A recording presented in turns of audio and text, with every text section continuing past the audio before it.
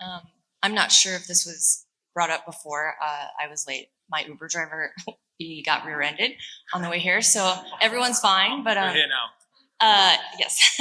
I'm not sure if quality of hire was brought up, and if not, I'm curious to know what you are doing or what you were telling founders to do and how to measure it. Say again, sorry.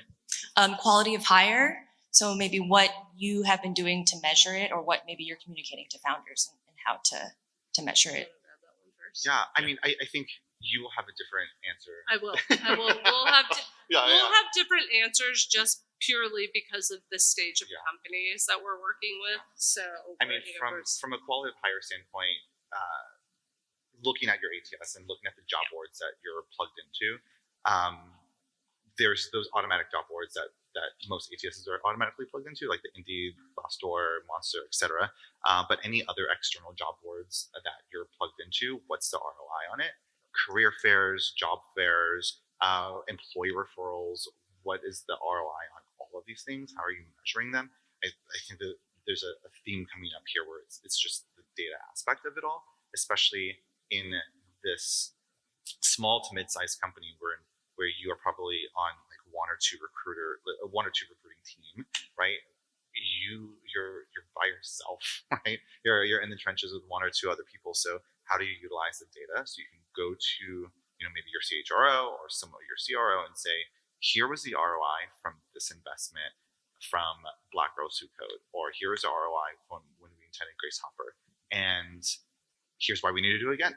And here's how it's increasing our employer branding presence. This is the number of hires we're able to get from it, X, Y, and Z. So I would approach it in those aspects. And go for it. I guess I was more specifically curious about like the post hire and how you measure the quality of hire. Okay, I love this question. I actually got this question from a CFO of like a Series B company the other day. And so he was asking me how much he should pay his head of TA, talent acquisition. And I said, well, what are you thinking about? And he said a number, and then he said, there's a percentage that's a bonus too. And I said, well, what is that bonus attached to? And he said, it's a number of hires that you've made. Obviously, I think that's a good benchmark. And then the other one was quality. And I said, quality, interesting. How do you rate quality? And also, who gets to decide that? I'm just curious, who gets to decide that? Oh, well, we have a performance review, a person gets a number, and then, that basically tells us how quality they are as a person, worker, I don't know. And I said, interesting. So you trust all of your managers. You think that all of your managers are strong enough as managers to be able to say if this person is quality or not.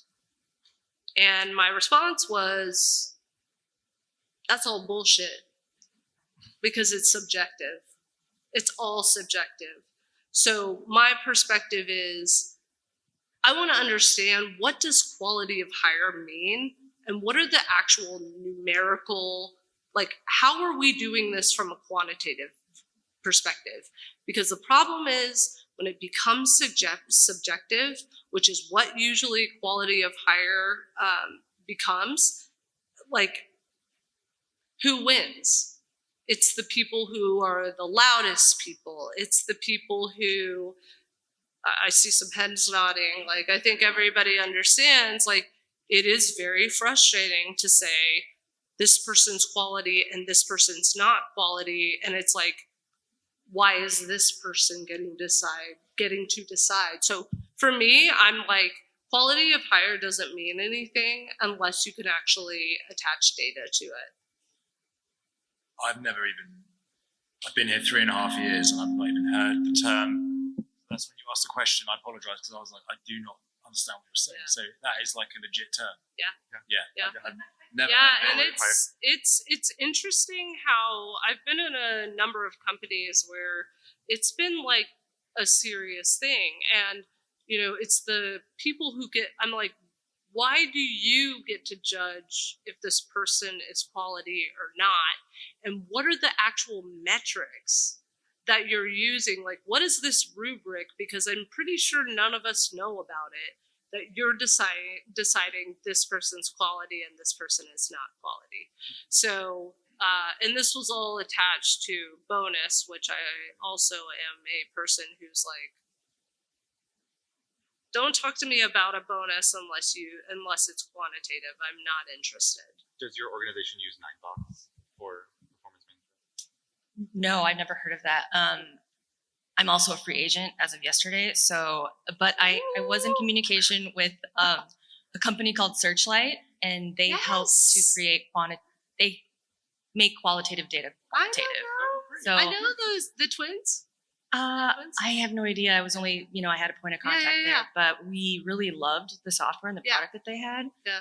And to make this ideal candidate profile, and would be different per team, per role. Right. But like you said, it is subjective, but I think there is a self-assessment as well. Sure. So I don't know about attaching the bonuses to it. It's more, I think, for the people ops team, so they can kind of measure how well they're actually finding the right people for the role and the company. Sure. So, Sure. but yeah, attaching a bonus to it could be tricky. That's the part I don't. Yeah. My current organization and previous organization, we use this thing called Ninebox. I don't know if anyone's familiar with it, but you assess your direct High team potential. and when I'm on the upright side of